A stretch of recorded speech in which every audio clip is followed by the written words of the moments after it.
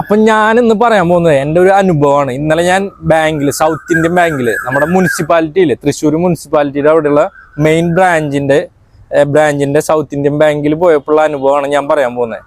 കൂടാണ്ട് ഈ South Indian ബാങ്കിലത്തെയും സ്റ്റേറ്റ് ബാങ്ക് ഓഫ് ഇന്ത്യ, അതായത് SBIയിലത്തെ സ്റ്റാഫുകൾ പരമച്ചറ്റകളാണ്. കാരണം എന്താണെന്നറിയോ, ഈ ചെറിയ പാവങ്ങളുടെ അടുത്ത് പോലും അവർ പെരുമാറുന്ന രീതി. അപ്പോൾ ഞാൻ അതിനെ കുറിച്ചിട്ടാണ് ഇപ്പോൾ പറയാൻ പോകുന്നത്. ഞാനൊരു ടൈമിൽ കുറച്ച് പൈസ ഇങ്ങനെ കണ്ടിന്യൂസ്, അതായത് 2 മിനിറ്റിൻ്റെ ഉള്ളിൽ ഒരു 50,000 ഉള്ളിൽ എമൗണ്ട് ഞാൻ വിഡ്രോ ചെയ്തു. അത് 10,000 വെച്ചിട്ട് ഒരു 5 പ്രാവശ്യം വിഡ്രോ ചെയ്തു. അപ്പോൾ തന്നെ കുറേ കോളുകൾ വന്നു ഇവരുടെ കസ്റ്റമർ കെയറിൽ നിന്ന്. ഞാൻ തന്നെ ആണോ എന്ന് അറിയാൻ വേണ്ടിയിട്ടാണ് തോന്നുന്നു. പക്ഷേ ഞാൻ കോൾ എടുത്തില്ല. അതുകൊണ്ട് തന്നെ അവർ ബ്ലോക്കാക്കി. അപ്പോൾ എനിക്ക് ആ ടൈമിൽ അറിയുന്നുണ്ടായില്ല കാർഡ് ബ്ലോക്കായിന്ന്. പക്ഷെ ഞാൻ കുറേ ദിവസം കഴിഞ്ഞിട്ട് ട്രാൻസാക്ഷൻ നോക്കുമ്പോൾ എനിക്ക് ATM കൗണ്ടറിൽ പൈസ എടുക്കാൻ പറ്റുന്നുണ്ടായില്ല. എന്തോ എററെന്നോ അല്ല ബ്ലോക്കെന്നോ എന്തോ കാണിക്കുന്നുണ്ടായി. അതിന് ശേഷം ഞാൻ നമ്മുടെ കസ്റ്റമർ കെയർക്ക് വിളിച്ചപ്പോൾ അവർ പറയുന്നത്, സാറ് ഇങ്ങനെ കോൾ വന്നപ്പോൾ എടുക്കാത്തത് കൊണ്ട് സാറിൻ്റെ കാർഡ് ബ്ലോക്ക് ആക്കിയിട്ടുള്ളത്, അപ്പോൾ പൈസ എടുക്കാൻ പറ്റില്ല എന്ന് അവർ പറഞ്ഞു. അപ്പോൾ എന്താ ചെയ്യാൻ പറ്റുകയെന്ന് വെച്ചാൽ അവർ ഉടനടി SR എന്ന് പറഞ്ഞിട്ട് എന്തോ മെയിൽ അയച്ചിട്ടുണ്ട്, SR ഡിപ്പാർട്ട്മെൻറ്റിൽ നിന്ന്, അങ്ങനെ എന്തോ. ഒന്നെങ്കിൽ അതിന് റിപ്ലൈ കൊടുക്കണം. റിപ്ലൈ മീൻസ് ഞാൻ തന്നെ ആയിരുന്നു എന്നുള്ളതിന് റിപ്ലൈ കൊടുക്കുക, അങ്ങനെ. അല്ലെങ്കിൽ ഡയറക്റ്റ് ബാങ്കിൽ ചെന്ന് അവരോട് പറഞ്ഞാൽ റെഡിയാക്കി തരും എന്ന് പറഞ്ഞു. പക്ഷേ എൻ്റെ മെയിലിലേക്ക് വന്നിട്ടുള്ള എല്ലാ മെസ്സേജും ഞാൻ ക്ലിയർ ചെയ്ത് കളഞ്ഞു, ഡിലീറ്റ് ആക്കി കളഞ്ഞപ്പോൾ എനിക്കൊന്നും ഇല്ല അതിൽ. അപ്പോൾ എനിക്കൊന്നും പറ്റൂല. അതുകൊണ്ട് തന്നെ ഞാൻ ഇന്നലെ ഡയറക്റ്റ് ബാങ്കിൽ പോയപ്പോൾ മേ ഐ ഹെൽപ്പ് യു എന്ന് പറഞ്ഞ സ്ഥലത്ത് ഒരു ലേഡി ഇരിക്കുന്നുണ്ട്, ലേഡി സ്റ്റാഫ്.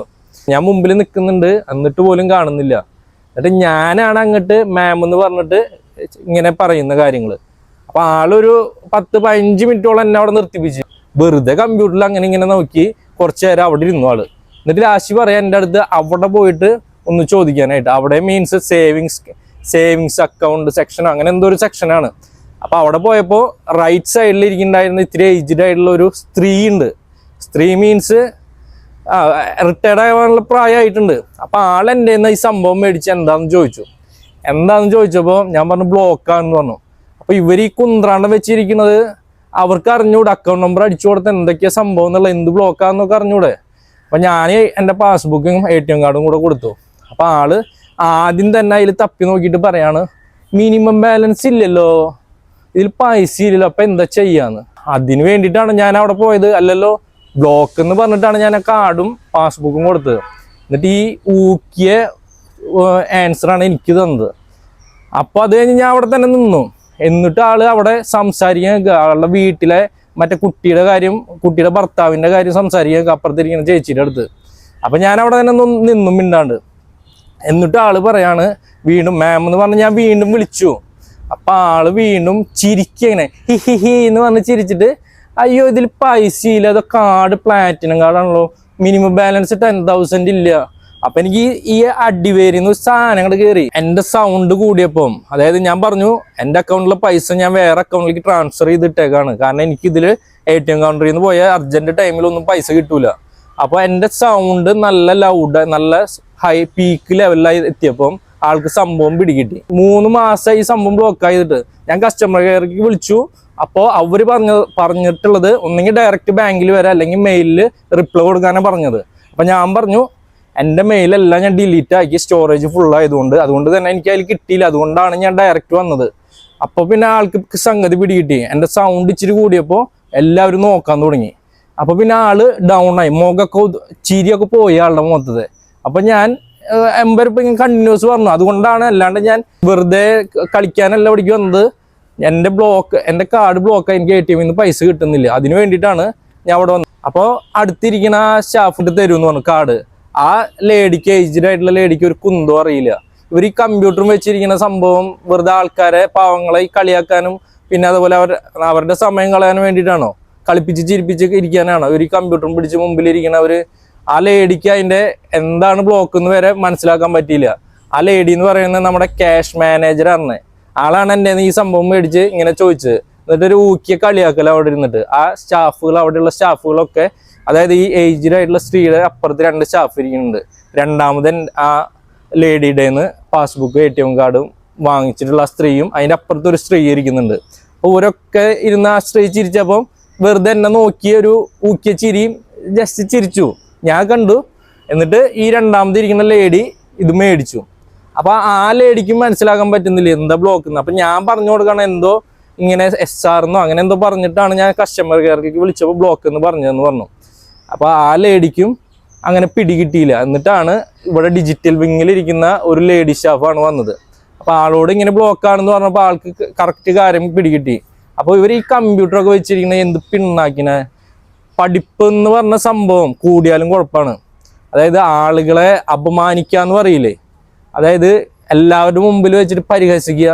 ഞാൻ അവിടെ പോയത് അവരുടെ മുമ്പിൽ കോമാളിയായി നിൽക്കാനല്ല, ഞാൻ എൻ്റെ ഒരു ATM കാർഡിന്റെ ബ്ലോക്ക് മാറ്റാനാണ് അവിടെ പോയത്. പക്ഷെ എനിക്ക് അവിടെ നിന്ന് കിട്ടിയത് അവരുടെ മുന്നിൽ ഞാനൊരു കോമാളിയാക്കി നിർത്തിയിട്ട് അവരെന്നെ കളിയാക്കുക. ആ ഒരു അപമാന രീതിയിലുള്ള സിറ്റുവേഷനാണ് അവിടെ ഉണ്ടായത് ഇന്നലെ. അപ്പോൾ എല്ലാവരുടെയിലും വലിയ ഐഫോണാണ് ഇരിക്കണേ, ചുറ്റും ഐഫോണാണ് ഇരിക്കണേ.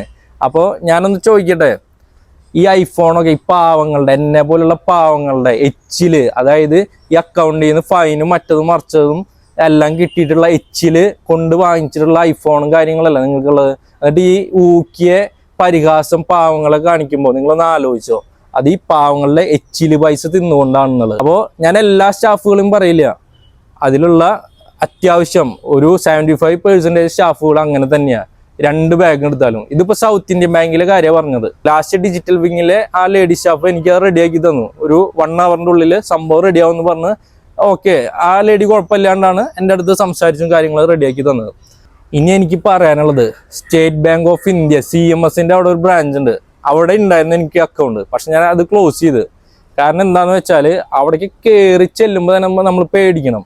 വലിയ അഡാറ് സെറ്റപ്പിലാണ് ഈ പാവം അമ്മമാരും അച്ഛന്മാരൊക്കെ കയറി വന്നിട്ട് അവിടെ അവരുടെ അടിമയെ പോലെ നിൽക്കുന്നത് ഞാൻ കുറേ പ്രാവശ്യം കണ്ടിട്ടുണ്ട്. അവരാണെങ്കിൽ ഒന്നും നോക്കും കൂടിയില്ല, അവർ പാവങ്ങൾ മുമ്പിൽ വന്ന് നിന്നാൽ കൂടെ നോക്കൂല. അങ്ങനെ ഒരു പ്രാവശ്യം ഞാൻ പോയപ്പോൾ ഉണ്ടല്ലോ, ഞാനിങ്ങനെ കൗണ്ടറിൽ എനിക്ക് ടോക്കൺ കിട്ടി. അപ്പം അതിന് മുമ്പിൽ ഒരു അച്ചാച്ചനുണ്ട്. അപ്പം ആ അച്ചാച്ചന് അവര് പാസ്ബുക്ക് എല്ലാം കൊടുത്ത ആള് തിരിച്ചിട്ട് കൊടുക്കുന്ന സ്റ്റൈലാണ് ഇങ്ങനെ വലിച്ചെറിയുക. എന്തിനാ അവരുടെ വീട്ടിൽ നിന്ന് മറ്റേ 10 സെന്റ് എഴുതി വാങ്ങിക്കാനായിട്ട് ചോദിച്ചിട്ട് അത് തരില്ല എന്ന് പറഞ്ഞ ഭാവത്തിലാണ് അവർ വലിച്ചെറിയണേ.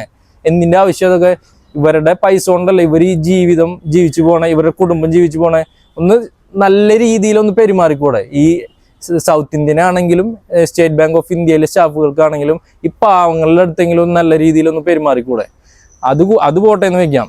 ഈ പാവങ്ങൾ അവരുടെ മുമ്പിൽ വന്ന് നിന്നാല് കുറെ ഉദ്ദണ്ഡന്മാരുണ്ട്. ഉദ്ദണ്ഡന്മാരെന്ന് പറയില്ലേ, അവന്മാരവിടെ കൊഞ്ചി കുഴഞ്ഞ്, അടുത്ത ലേഡി സ്റ്റാഫാണെങ്കിൽ പറയും വേണ്ട, കൊഞ്ചിക്കുഴഞ്ഞ് അവരുടെ സംസാരം, അവരുടെ മറ്റേ പാർക്കിൽ പോയിരുന്നിട്ടുള്ള സംസാരമൊക്കെ കഴിഞ്ഞിട്ടാണ് അവർ ഈ പാവങ്ങളുടെ കാര്യം എന്താണെന്ന് നോക്കണേ. അപ്പോൾ അവിടെ CMSന്റെ അവിടെ 2-3 ഡാക്കുകളുണ്ട്. എനിക്ക് ഇഷ്ടമല്ല ഒന്നാമത് പോകാനായിട്ട്. അങ്ങനെയാണ് ഞാൻ അവിടെ ക്ലോസ് ചെയ്ത്. അവിടെ പോകുമ്പോൾ തന്നെ അവന്മാർ ഒരു കളിച്ച് നോട്ടാണ് നമ്മളെന്തോ അവരെ കുത്തി കൊല്ലാൻ വേണ്ടി വന്നുള്ള രീതിയിൽ അവർ നമ്മളെ നോക്കുക. എന്തിനിപ്പോ ഈ പാടിനൊക്കെ പോണേ? അപ്പോൾ ഈ സൗത്ത് ഇന്ത്യൻ ബാങ്കിലാണെങ്കിലും സ്റ്റേറ്റ് ബാങ്ക് ഓഫ് ഇന്ത്യയിലാണെങ്കിലും സ്റ്റാഫുകൾ ഒന്ന് ചിന്തിക്കുക. നിങ്ങൾ ഈ ചെറ്റത്തരം കാണിക്കുമ്പോൾ ഈ പാവങ്ങളുടെ പൈസ കൊണ്ട് ഊക്കി തിന്നിട്ടാണ് ജീവിക്കണേന്ന് ആലോചിക്കുക കേട്ടാ. അത്രമാത്രം ഞാൻ സ്റ്റേറ്റ് ബാങ്ക് ഓഫ് ഇന്ത്യയിലും സൗത്ത് ഇന്ത്യൻ ബാങ്കിലും ജീവനൊക്കെ സ്റ്റാഫുകളുടെ അടുത്ത്, മുഴുവനല്ല, ഒരു 75% സ്റ്റാഫുകളുടെ അടുത്തും പറയാനുള്ളൂ. അതുകൂടാതെ ഈ പാവങ്ങൾ ഈ പൈസയും കൊണ്ട് വരുന്നത് അവർക്ക് അത്രയും അത്യാവശ്യമുള്ളത് കൊണ്ടാണ്. കാരണം വേറൊരു വഴിയില്ല. എന്ത് ചെയ്യുവാണെങ്കിലും ഇപ്പൊ നമ്മൾ ബാങ്ക് അക്കൗണ്ട് വഴി മാത്രമേ ചെയ്യാൻ പറ്റുള്ളൂ. അപ്പൊ ആ വഴിക്ക് അവര് കഷ്ടപ്പാട് കൊണ്ട് വന്ന് ചെയ്യുന്നതാണ് ഈ ബാങ്കിൽ ഡെപ്പോസിറ്റും കാര്യങ്ങളും ട്രാൻസാക്ഷൻസ് എല്ലാം. വേറൊരു കാര്യം പറയാനുള്ളത്, ഇതേപോലെ ഒരു അമ്മാമ വന്നു. അപ്പൊ അമ്മാമ എന്തോ സ്റ്റേറ്റ്മെന്റ് ചോദിച്ചു ഈ കൗണ്ടർ സ്റ്റേറ്റ് ബാങ്ക് ഓഫ് ഇന്ത്യയിലത്തെ ഒരു ഉദ്ദണ്ഡൻ സ്റ്റാഫിന്റെ അടുത്ത് ഇങ്ങനെ സ്റ്റേറ്റ്മെന്റ് വേണമെന്ന് പറഞ്ഞപ്പോൾ ആ ഉദ്ദണ്ഡൻ പറയാണ് അവിടെ സെക്യൂരിറ്റിയോട് പോയി ചോദിക്കാൻ. അങ്ങനെ ചോദിക്കാൻ പറഞ്ഞ വല്ല കാര്യം ഉണ്ടാ?